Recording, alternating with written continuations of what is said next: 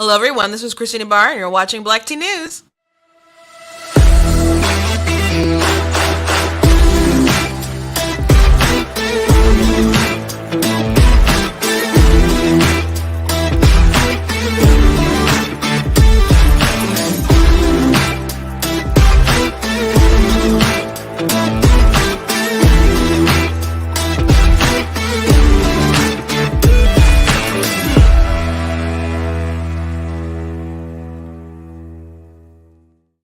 Hello. Welcome to Black Tea News, and today we're going to be talking about this. I didn't want to put it in the title because I know people are so iffy about O'Keefe and as far as him being like tagged and stuff with social media. But anyway, he uncovered something yesterday. I saw people talking about some person who was allegedly tied to the FDA and something they had said undercover. But when I tried to find the videos on like Twitter and other places, they were already taken down. So T-Post Millennial did an article about it, and they had a video on Rumble. But there's someone who they got like in one of their undercover operations saying things like, "Hey, the plan for the jabs are to have them manually, and they're going to get it approved for children." And the person in the video was being interviewed said he didn't necessarily like the tactics and the things that they were doing to I guess get there. So we'll go through what he said. If you have a few minutes, I just posted it like on my Facebook page, but I go ahead and watch that video if you can. I'm not going to play it, but I am going to talk about it, at least what's in the article and a couple of quotes. But I recommend checking that out at least a little bit. I'm also going to be talking about Defiant L. Like I showed you guys one of their tweets yesterday, but they're on Instagram, they're on Twitter, but they got suspended the other day. Now their account is back now. It's here now. But it was questionable why they were even targeted and suspended in the first place, because their account literally just tweets out screenshots of other people's tweets. That's what it does. It's not harassing people as far as like hate speech or anything like that. It's not even like retweeting to draw attention to say and offering commentary to it. It's literally just taking a screenshot of what you said and comparing it to something else that you said that seems to be contradictory, and then posting it. And most of it is like leftist like nonsense hypocrisy. And that's why he was targeted. But there was no good reason for Twitter to suspend him. And there's a lot of big accounts talking about it. So it got a lot of heat, I guess. And then he appealed it and they restored his account. So thank goodness for that. But we're living in a strange time where people, they don't value our free speech. And you think that platforms like Twitter should be places where people should be able to express themselves, and social media, that was one thing that was supposed to be the goal, like people being able to connect and voice their sort of opinions and stuff like that. But they really want to control different narratives. So I want to show you guys a couple of tweets just to show you how absurd it is. And I also want to talk about in Ottawa, they are now saying that they have the emergency powers that Trudeau issued the other day. We talked about that. There were GoFundMe at one point was like, no, we're not going to give you the funds that people raised. So people went to another site, and then those donors got leaked. So people started harassing them. There was one person that the media did a story on who owns a gelato shop, and people were calling up to the store and harassing and threatening the people, so they had to shut it down. So the Convoy truckers actually say that they know who the person is who hacked it, and they said they're going to make it them famous. So that's a little impressive, I think, for truckers if they figured out who that was and are going to just make that people aware of someone who would do something that dirty. But it's a intended tactic to go after these people when they donate to a cause that these radical tyrants don't agree with. And it's not like it is a terrorist organization or something like that. It's people who are out there peacefully protesting, and the tyrants don't like that. The authoritative left doesn't like that. So they think it's fair game to harass normal people who support those sort of things. And there's certain lines that just should not be crossed, but they absolutely do not care. So we're going to be talking about that. And also, Dr. Jordan Peterson, I just recently saw that he has that he's being investigated by the Ontario College of Psychologists because of a complaint of a tweet that he got. And it's not from the person who the tweet was directed toward. It was somebody else who saw the tweet who was, coming for him. So we're going to be talking about that today. But before we jump into it, I do want to thank Brighter Michigan Pack. I am here today in their studio. If I say something today that triggers you, they don't care. I don't care. It doesn't work like that. So you can go order you a black tea mug and cry your tears in there, or just go buy a MyPillow or something and cry on that or something. But there's no one to complain to. But I do appreciate being in the studio, so I thank Brighter Michigan Pack. Please go to blacktnews.com, check out different content that I have on the website, including different articles.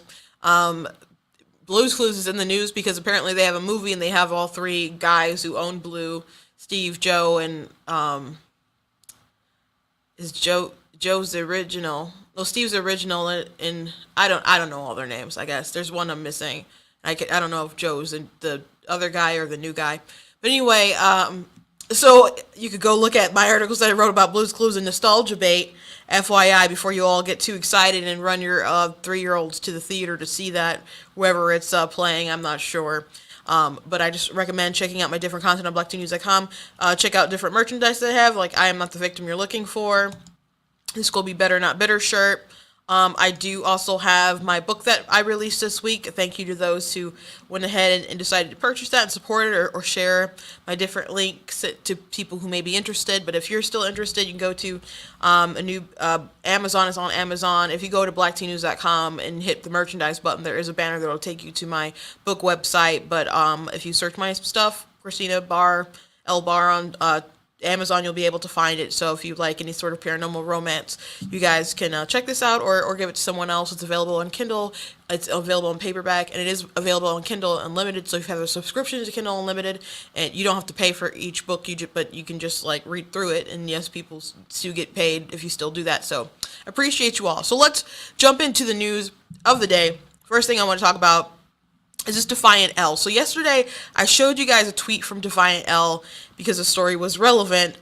So there was a activist who ended up trying to assassinate a Democrat, and he's a left-wing activist too. But he went. I'm not sure exactly why he went in and decided to try to kill this Democrat running for mayor, and the person who shot him was also running for city council.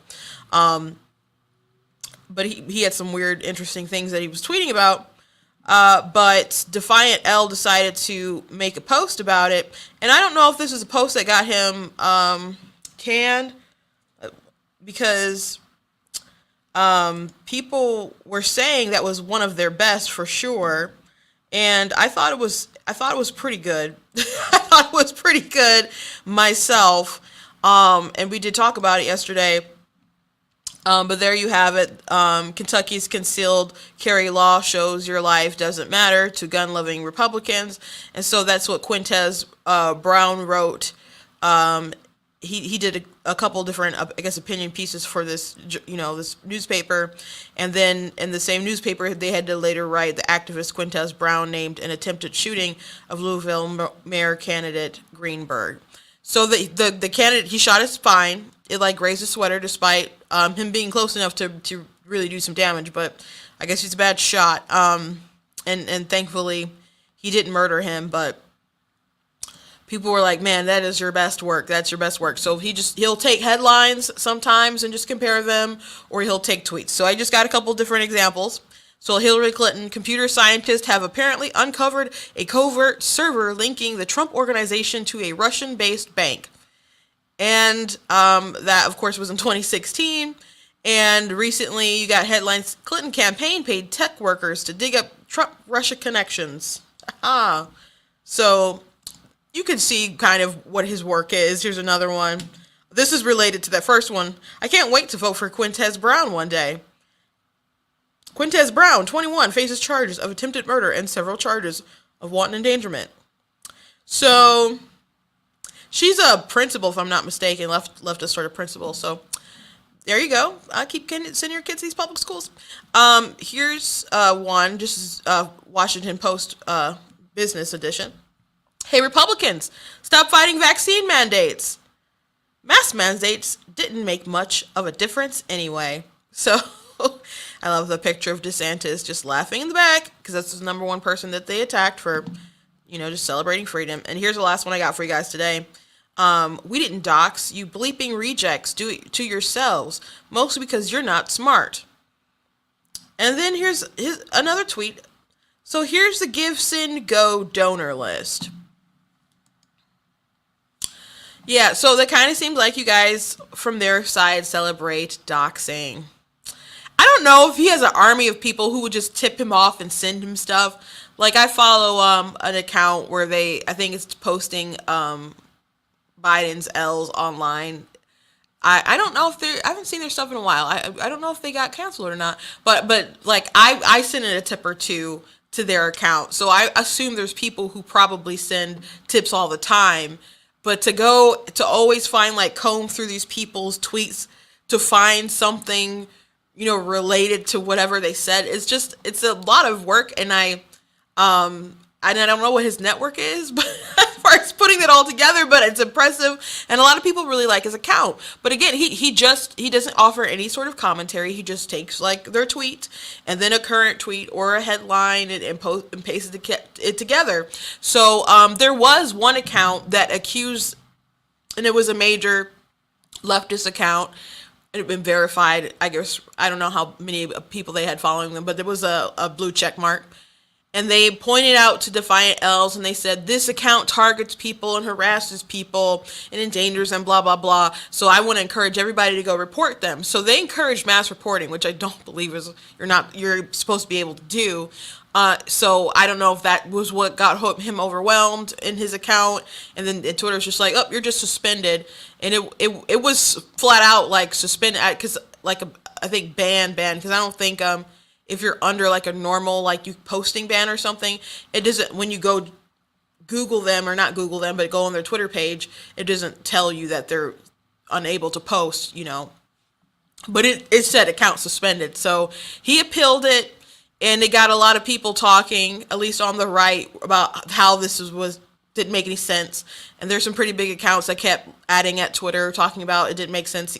We've never heard of someone just getting in trouble and getting suspended simply because they retweet stuff. And not offering any sort of commentary. So he did get his account back today, but it just goes to show you that you can't please the left. You can't please the left. Oh, someone from Costa Rica. I guess we're global. I mean, we're global, but yeah, that's amazing. I do enjoy seeing like where everyone else is pretty, chiming in when people are close to home and they're from Michigan or from other states. But, it's neat when people, from across the world are watching on these sort of issues. Boulder, Colorado. That is, you got some lib problems there, I hear. It just keeps getting more liberal and liberal. So anyway, I'm glad they got their account back, but these leftist accounts, these social media websites, I just wish they had more respect for all of their users rather than it being so one-sided. Like, I know the game, and it's nothing new. But when you can just decide that you're going to suspend somebody because they're just posting other people's tweets, why, if what he posts is so bad, then why aren't you going back to the Washington Post account and banning them because, for if that was an offensive comment? And of course, none of that was offensive. They just don't like the way that it was presented. But it's not like a slander or anything like that. It's just good content. It's just good content. So anyway, I'm glad to have him back. But since we're talking, one of those tweets were about the convoy, I wanted to talk about the hacking of the Give, Send, Go. So Canada is in one place. In one way, it's hopeful because you have all these people who are determined to fight for their freedom. There's people on the ground. They're like, I don't care. We're going to stay here until things change. Even though right now at this point you have the police issuing warnings like people are going to be arrested if they don't begin to comply. And by the way, Trudeau does not have the sort of power that he's exercising right now, or this doesn't rise to that sort of occasion where it's necessary. The Canadian Civil Liberties Association tweeted out the federal government has not met the threshold necessary to invoke the Emergencies Act. The law creates a high and clear standard for good reason. The act allows the government to bypass ordinary democratic process. This standard has not been met. The emergencies can only be invoked when a situation seriously threatens the ability of the government of Canada to preserve the sovereignty, security, and territorial integrity of Canada, and when the situation cannot be effectively dealt with under any other law of Canada.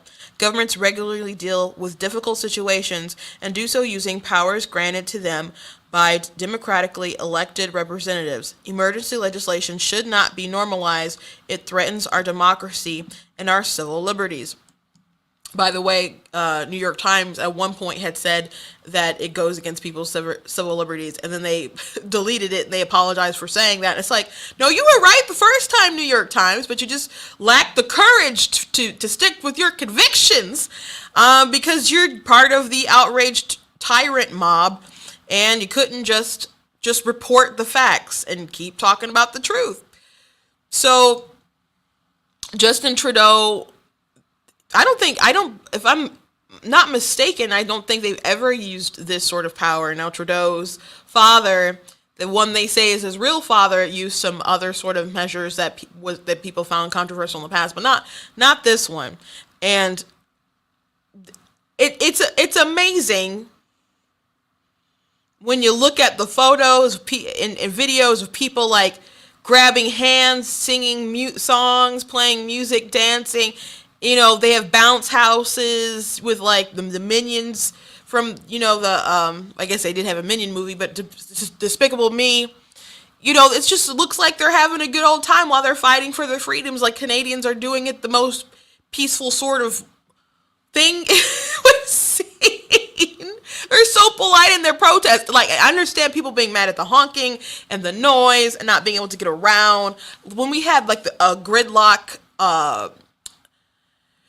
protest in Michigan and it was up at Lansing, I'm like, I looked at it from online. I'm like, man, this looks really neat. It's really neat that they could pull this together. But in my head, I'm like, I really don't want to be around all that noise and traffic. So, I supported them from the comfort of my home, I'm like, that seems like it would be so annoying. So Godspeed everyone who did that. And then they started doing some other sort of protests across the country. I think that in Michigan, that was the first major one I heard of. And then it started sparking some other places. But this convoy in Canada is far more successful than anything going on right now. And they really can't just up and move the trucks. There's one leftist that's like, we could just have a helicopter to move the trucks. And because they saw a picture of a military helicopter moving a truck or something. And people are just like, that is so dangerous and that would be expensive. Like, just getting a helicopter to try to move all those huge trucks. Like, they don't live in any sort of reality. They don't understand these people, like the working class, what they have to do and how their trucks operate and how they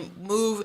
And they don't understand why the tow truckers won't come in and just do stuff. Like, they're just really silly, and they don't understand a lot of things. But with these powers that they're trying to operate, is they're calling for banks or making, that are, because people who are giving and doing these crowdfunding, they don't want that to happen anymore. So they want banks to just be able to stop and pause and freeze these assets of people for contributing to these sort of things. So we get to a point in Canada where they're just like, you know what, we don't like what you're doing, so we're not going to give you access to your money, or we're going to watch your money like a hawk because we don't like what you're doing. That's really dark. And it's not too far, I think, or out of the question of something that could happen in the U.S. Mike Lindell, his bank just up and it wasn't the government, I guess doing this so much, but the government's done some really shady stuff the past year or so. So, I don't think it's that far out of the realm of possibility. But they were just like, we don't want to bank with you anymore because we think you're like a risk to us because of your name, and we don't want to be in the news like that. So they wanted to cut ties with him, and it wasn't anything. I think with My Pillow was like, I think it was some personal accounts, and then also like his foundation for, I think it was also his free speech account thing, and maybe they didn't really like that. But one of the things, the accounts they wanted shut down was one for drug addicts and recovery. Because Mike Lindell, whether you think he's a crazy person or not, he has a beautiful testimony about how he was delivered from drugs, from cocaine. And so if he's helping other people to not be addicted to that stuff, we're like, I don't want your funds here anymore. Like, you really want to hinder that? You really want to hinder that? That seems like really out there. So if they didn't want any heat, if they didn't want any smoke, they made a mistake, because now it's a national news story, or at least in these Republican sort of circles. I'm talking about it. Jack Posobiec's talking about it. Other people's talking about it. Ben was talking about it today. So they got some smoke. So, and then GoFundMe, like I said, they shut down the funds for the truckers, and they've shut down Kyle Rittenhouse's funds, but people were raising funds for him, but they allowed people to fundraise for other measures, and like BLM and stuff. And of course, Kyle Rittenhouse was found innocent. And there was one person who was fired. They found out he was someone who donated to Kyle Rittenhouse. He lost his job. And the kid was found innocent. Not guilty. Because it was all in self-defense. And we all pretty much knew that, because there was ample evidence to prove that. But GoFundMe didn't care. So I think eventually we'll start seeing this sort of problem if we don't all as society just kind of push back and say, this is really insane. And a lot of these institutions in corporate America and these social media companies, they have the government breathing down their neck in some kind of way, and they use the arm of these corporations to enforce their will rather than the government just doing it directly, because the government knows that they have constitutional issues that they can't just infringe upon your freedom like that. But they can pressure other people to make that happen. Like Jen Psaki and Biden. Well, I don't think Biden specifically said anything, but Jen Psaki, saying that she would like Spotify to do something about Joe Rogan, and they want these but Biden did say that, they wanted these social media companies to do more. That's what the White House was talking about. To hammer down on misinformation. But the thing about misinformation, just wait a couple months, and it turns out the conspiracy theorists were right. Yesterday we talked about vitamin D. WebMD had an article out based on an Israeli study. Guess what? Vitamin D helps you. It keeps you healthy, even from COVID. That won't stop you from getting it, but if you have a vitamin D deficiency, then you are more likely to have a bad time with that. And it was like a big difference. But people were saying that, like, take your vitamins, go out, have some sun. And if you said anything sort of that to kind of help you have some kind of preventative measure from it, and if you talk about any solution that's not you getting a jab, they want to kick you offline. They just call you crazy misinformation people. I remember them silencing doctors who were talking about vitamin D. So when you talk about you want Spotify and other people to do stuff about misinformation, according to who? According to who? Now I can understand if it's something that's like objectively true, like, Whoopi Goldberg she's back on The View now, but she got into hot water about 2 weeks ago because she went on The View and said, the Holocaust wasn't about race, it's about man's inhumanity man. And you could say it's about man's inhumanity man, but you can't say it's not about race. And then she went on Colbert Show, and she's like, and they're like, well, the Nazis thought it was about race, right? They thought that, and she's like, but here's the thing, they were lying. That's, okay, she's objectively wrong about that. It's clear as day. Nazis had a particular set of values, and they thought the Jewish people were racist, and they wanted them exterminated. And they had ways of identifying them and made them to be identified, if it wasn't too obvious to a lot of people. But they had ways of telling, And they saw them as a different race. So to be like, yeah, but they were lying. And the reason why she thought they were lying is because race has to be something that she can see. And because the fact that she can't identify, I guess, a Jewish person from, like, I don't know, someone who's just, I don't know, straight out blue-eyed haired German or something like that. They're all just white people to her. But that's so ignorant. Like, can you imagine if a white person just looked at it like an Indian person, and a black person was like, oh, you all look like Negroes to me. Like, that's the same kind of energy. So I'm not saying that Whoopi shouldn't be back on The View, because they pay her for her dumb opinions. That's why she's there. Maybe they don't think her opinions are dumb, but they are. And she's there. She's no expert. So she's, I mean, besides, like, if they were talking about stuff in Hollywood, yes, she'd be an expert in something like that. But other than that, she is there to list off her dumb, non-expert opinions. That's why they hire her. But they're so gung-ho about the COVID stuff, and the CDC, Biden, the White House, they've been wrong time and time and time and time and time and time again. So they got their nerve talking about misinformation. So this is an article from OttawaCitizens.com. Threats close Stella Luna's Gelato Cafe after owner's name appears in GiveSendGo data leak. Giuliani says that she now regrets making her $250 donation on February 5th, and that staff in the shop had begun receiving threats Monday morning after her donation was posted on Twitter. That is so sick. But it's an intimidation tactic, so you can go all in and shame people if they do support causes. We got a call from a team saying, we're getting phone calls here, Giuliani said, as a phone interview Monday afternoon. I said, what's going on? And they said, they're threatening to throw bricks through our window. They're threatening to come and get us.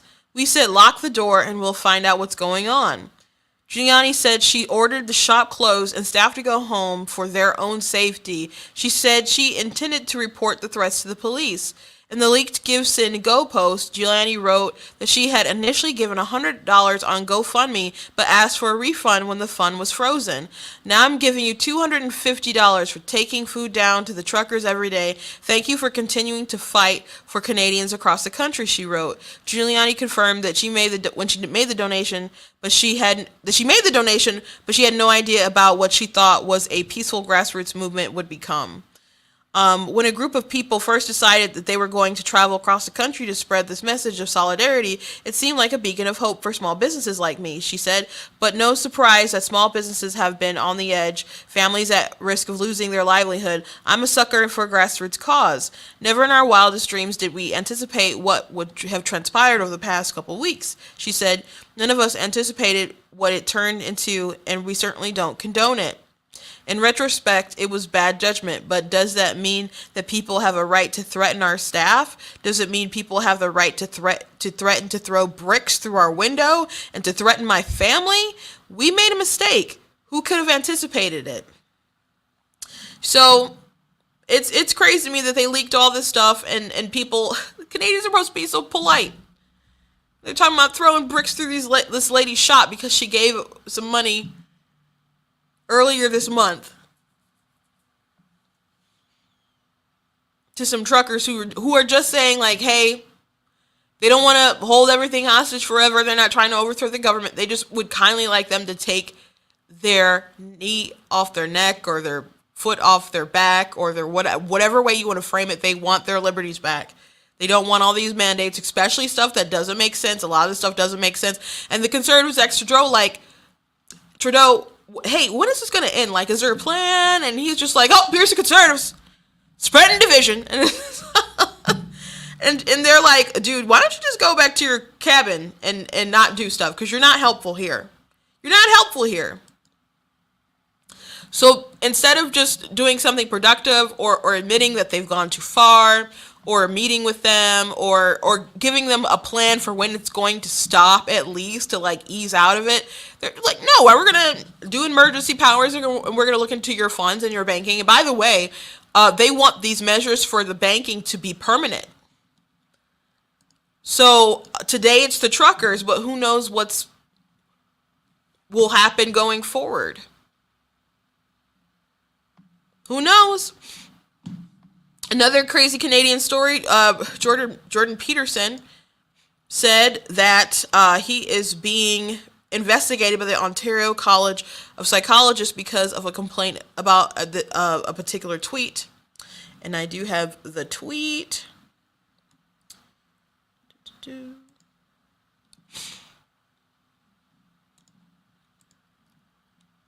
So I love Jordan Peterson, but they tried to cancel this man repeatedly throughout life. So there was someone who said, I disagree. I don't know what the rest of the context of the conversation is, but he said, I disagree. Based on a record of human behavior, we are already overpopulating the small world. Any arguments I have heard for supporting such a large human population completely overlook the huge loss of species and ecosystems resulting from our self-absorbed attention. And Jordan Peterson said, you were free to leave at any point. So I can see why people are kind of like, dude, isn't that like an implication that you told someone to like off themselves and you're like a psychologist? So Jordan Peterson said he says he refuses to defend himself against such things anymore. Apparently this has happened quite a few times, but he's a very controversial figure, so I'm not surprised. He said it takes days of work to mount such a defense. So I heard Robert Malone, who was on Joe Rogan talking about vaccines and mass formation psychosis. He said he got reported by someone and he had to defend his license on like Christmas Eve, Christmas Day or something. And it was like last minute they told them about it, and then he had to go defend his stuff. So people use these tactics to pull your stuff when they don't like what you have to say. And I obviously I think he's being targeted for political reasons because the person who's reported him isn't even the person that he tweeted to. But you know what? I do hear a lot of climate alarmists, people who are so gung-ho about that stuff. And I'll talk about a conversation like abortion, for example, and people say, well, the earth is overpopulating, and what about global warming and all this kind of stuff. And but why do you feel that you have to sacrifice someone else then? Like, so I get his point. I get Jordan Peterson's point. One time I was having a conversation, and this person was pro-choice, and they had 3 kids. I'm like, you get to live your life to the fullest with your 3 kids, but you want to advocate for abortion so other people can kill their kids so you can keep living on fine on the planet Earth? Will you sitting up with your 3 kids?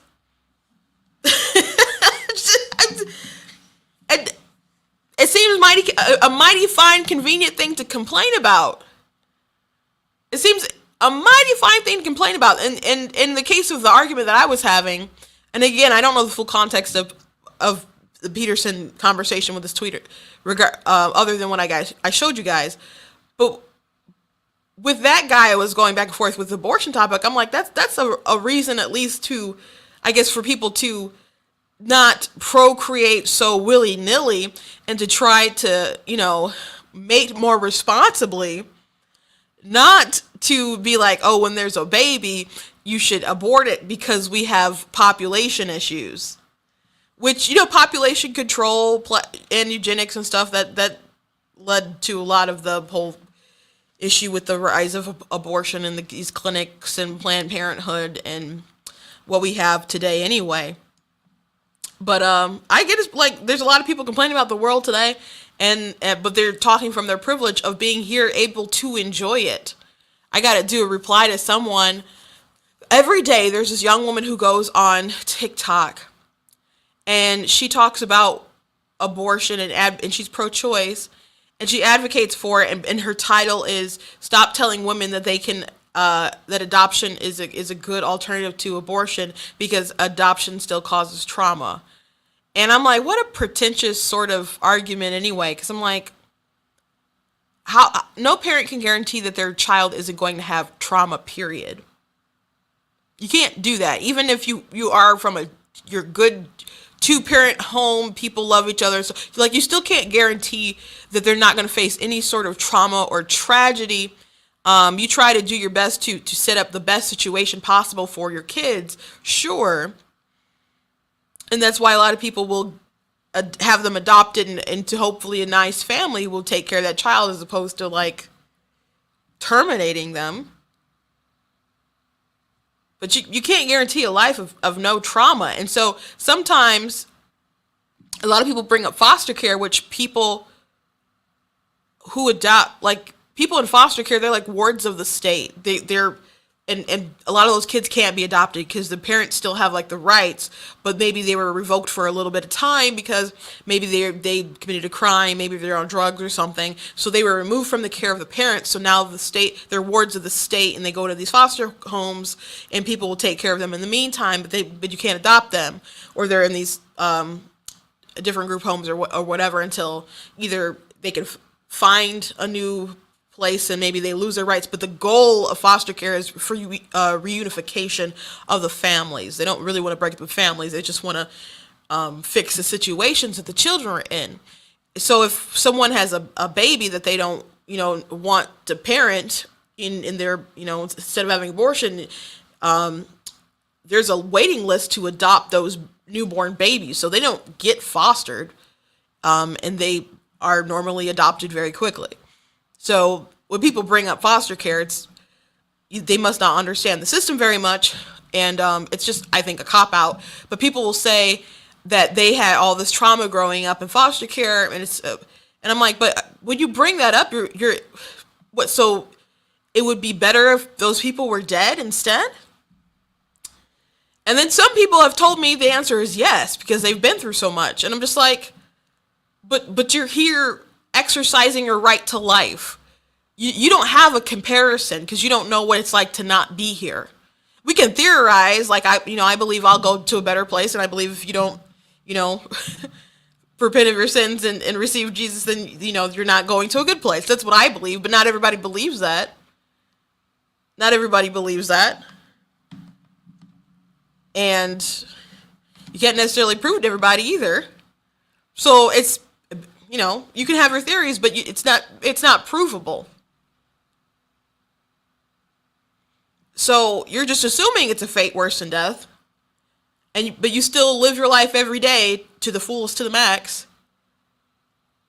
Well, maybe you do, but you're still exercising your right to life.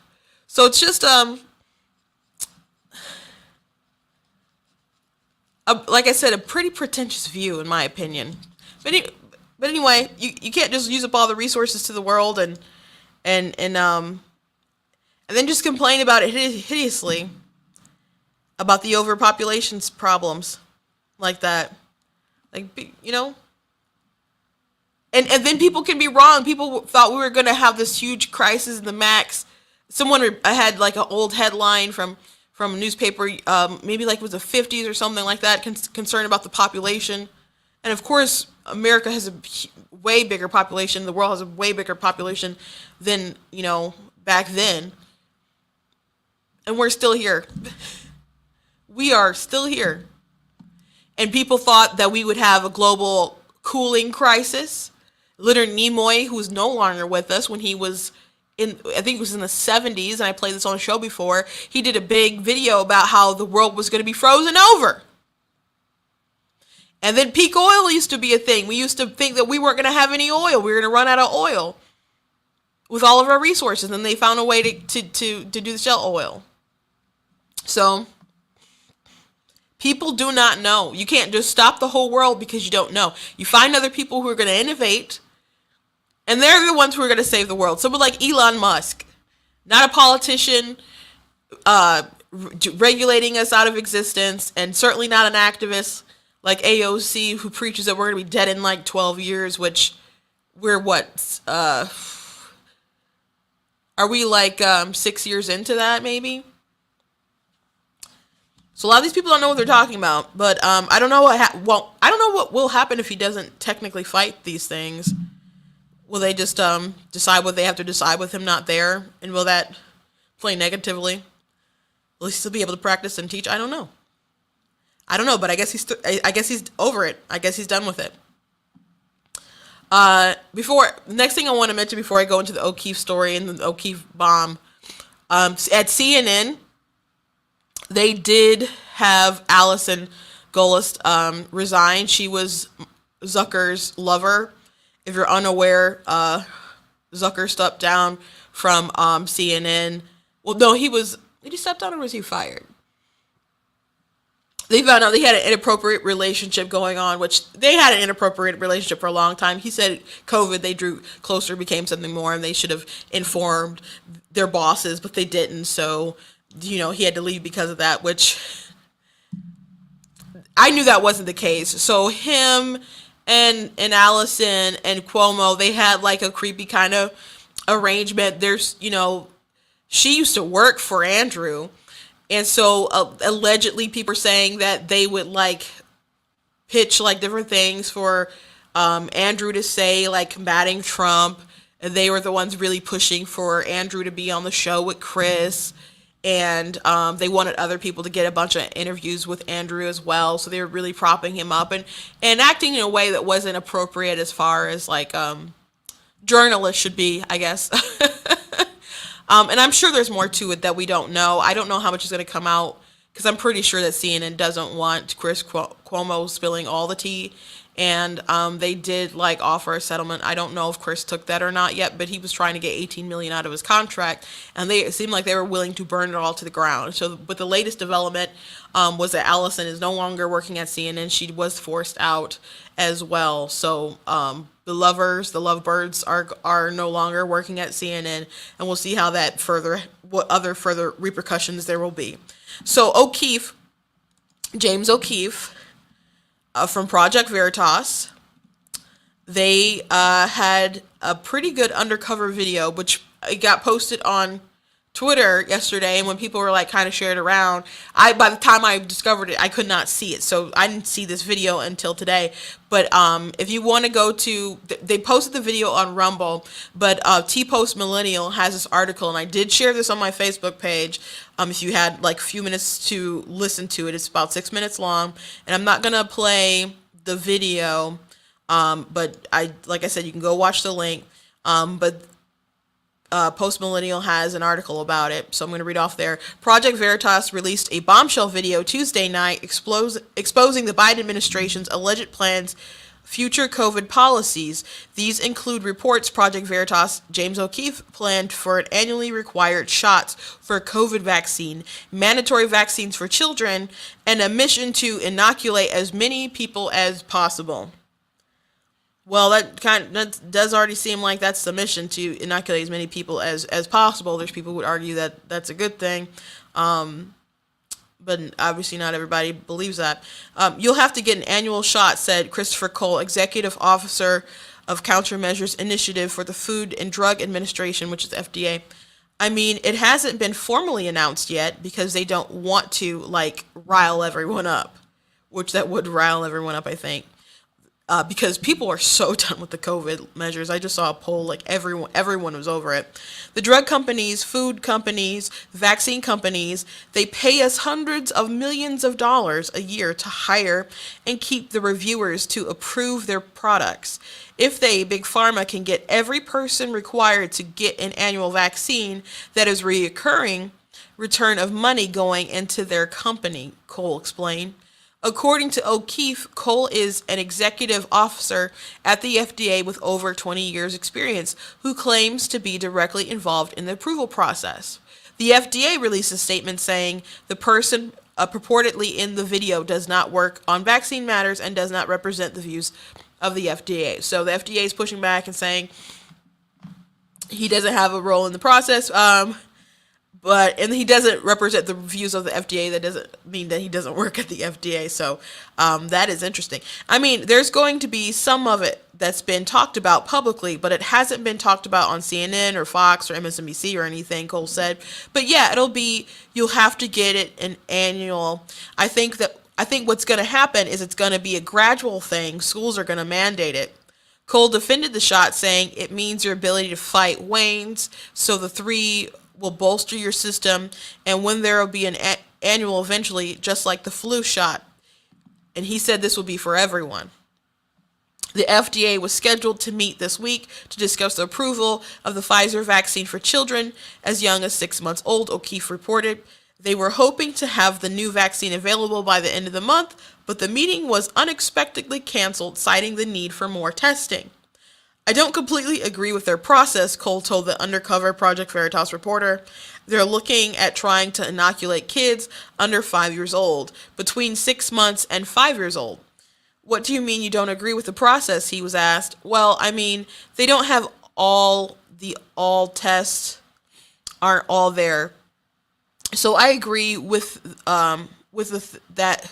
I'm sorry, there's like a typo. So I agree with the thing that isn't important to inoculate them, but you can't give the parents as much assurity as you'd normally want to. So there's some parents who don't care. Like one time I saw someone on TikTok saying they wanted to put their kids in a trial so they could get the vaccine, and I replied to them, I'm like, your kids are fine. Like, you do not have to do this to your child. They have very little risk of the vaccine at all. They're more likely to suffocate and die. And that is a real statistic. Likely, like heart disease, car accidents, like those things are more likely to happen to your kid than the vaccine killing them, especially with these Omicron variants. So I think it's interesting. And if they can have reoccurring annual shots, that is a continuous stream of income for these companies. So you do have to follow the money. You do have to follow the money. And I think that's where we're headed. Or at least where they're trying to get headed. Will there be enough pressure because the variants will be severe enough to feel like it's justifiable to the population? I don't know. It just depends. Well, I don't think so, is my answer. How are they going to spin it politically? I don't know. I don't know if they can get there, because with the polling with COVID, a lot of people are done. And a lot of people, have had Omicron and it wasn't a big deal. A lot of people had other variants and it wasn't a big deal. And of course, COVID took a lot of lives, but a lot of those lives were people with a bunch of different comorbidities, or they were just well up in age. And so people are starting to have a little more perspective on the whole pandemic. And even people who were suppressing information are beginning to talk a little bit more about it now. Like we mentioned, the vitamin D story. So if the goal is to really get people to do this annually, I think they can still gin up numbers to sort of make a lot of people feel like they will need to go get it. But of course, a lot of people aren't going to get that annually. Some people don't even get their flu shot annually. I've never had a flu shot. So will they mandate it that people have to get it every year? Or to the best of their ability, mandate it that they'll have to get it every year?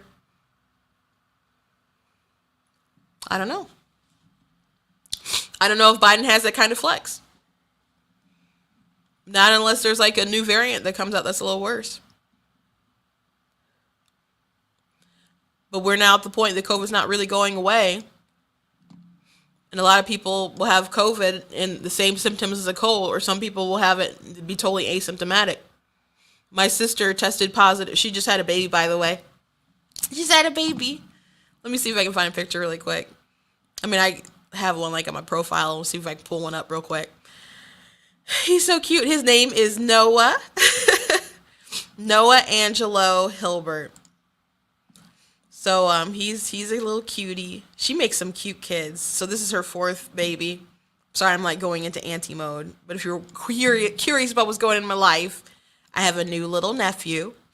But anyway, she tested positive for COVID, and because they wanted her to test before she came in the hospital. Which, if she had just come into the hospital, they wouldn't have been able to test her. Like, she just went into labor like that. They would just took her, and I don't think anything would have changed. So whatever. So anyway, they tested her, and she was like so sure she didn't have it because she didn't have any symptoms or whatever, but she did test positive for it. But they're like, well, we don't even know if you're infectious because you can keep testing up to 90 days. So if you think about so many people who would test positive for that, and they're not even nowhere near infectious, and there's some people who continuously test and they would keep testing for COVID even beyond like the time when people are supposed to quarantine. How do you make policies that are effective in that measure? How do you do that? I don't know. I don't know. So there was a lot of mistakes that we made along the way with COVID. I'm uploading the picture right now so I can show you guys. So yes, that's my nephew. I know he's like right in front of my face, but I was just doing it really quick so I didn't have a way to make it look all nice and neat. But yes, my little Noah Angelo. My sister, she always makes her kids. Well, she puts her name in all of her kids' names. So, well, of her girls anyway. She didn't do it with her son, but her husband doesn't really love his name, so she gets to kind of get away with it.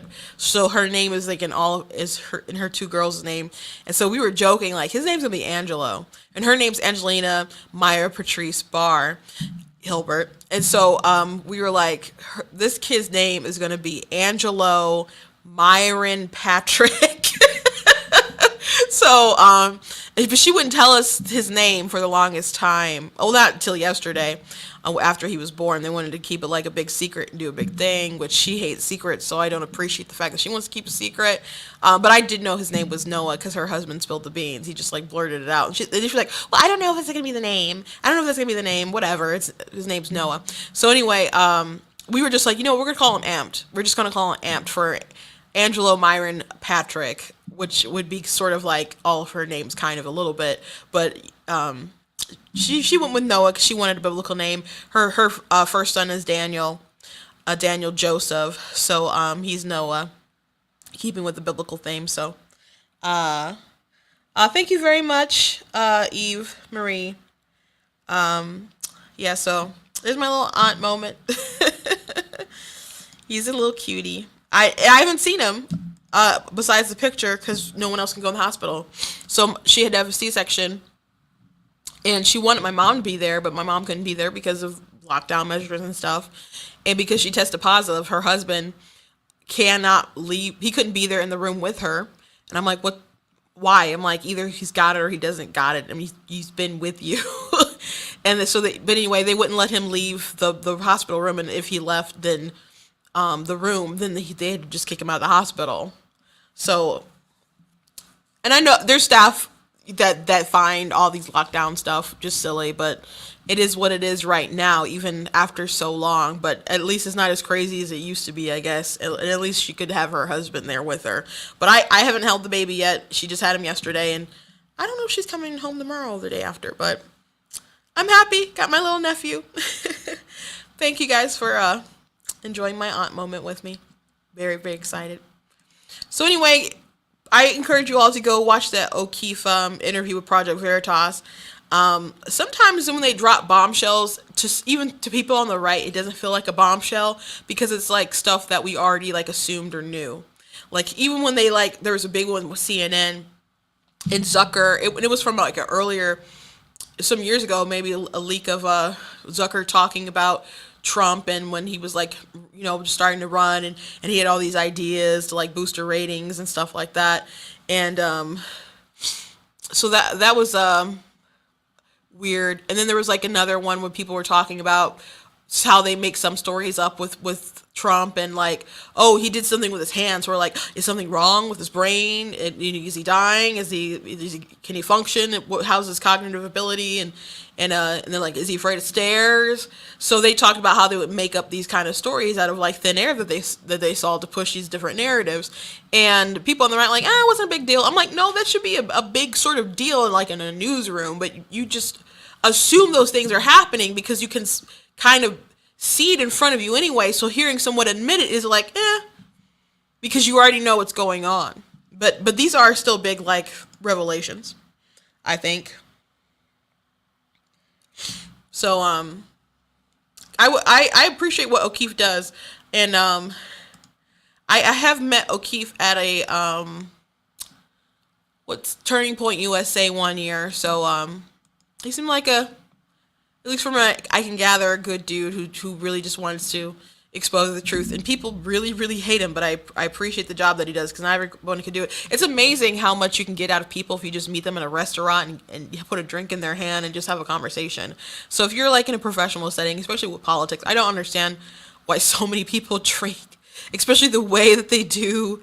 And there's so many people in politics that I know that are just like guzzlers, and I'm just like, what happens if there's someone from the other side who's like a Democrat sort of Project Veritas, or just someone who wants to get, you saying something dumb, because there's some people who can't like hold their liquor, and there's people who, it loosens your inhibitions and stuff. So you let your guard down, and apparently that's how O'Keefe and them like get people. Like, I don't know what all the training they go through, but most of the times people are sitting down in a restaurant just like spilling the tea or some kind of bar or something, and just giving out all the information. Like I don't know how long it takes to build up that sort of trust, but it seems bizarre to me, man. It seems bizarre to me. And Godspeed to the people they recruit and everyone who does that, though. I don't think I could the closest I got to something like that was when I went to the Democrat Party picnic thing, and that was interesting. But when I blew my cover, when I wrote an article about it, someone was like, why didn't you continue to do that? Why'd you break your cover? This doesn't seem like a good reason to break your cover. I'm just like, I don't want to keep doing this. I didn't want to keep doing it. It was enough for the day, and I got some interesting content out of it. So, and if you haven't read the article, please go to blacktnews.com. But anyway, that's my show for today. Please visit the website, different articles that I have up. Like if you didn't read about the time I went undercover at a Democrat picnic. It's very, very interesting. I do have some videos from it. So please go ahead and check that out at blacktnews.com. Check out different merchandise that I have on the website as well. And please check out my book that I have. That is my pre-order thing, but it's not pre-order. That's just a graphic I have loaded in, but it is available now. You can get it on Amazon. If you go to blacktnews.com, hit the merchandise button, there is a link that will take you to my book websites. You can get it on paperback, Kindle, or you can get it on Kindle Unlimited and just read it. If you have the subscription, you don't have to pay for the book additionally, and if you do read it, I promise you I will get paid. So go ahead and flip through that and read it and enjoy it, and if you do like it, go ahead and leave a review on Amazon. And you guys can also check out other sort of merchandise that I have, like this cool Free Canada hoodie. You got different hoodies, different colors, and different shirts as well. So please go to the website. Thank you guys for joining me today, and I will see you tomorrow.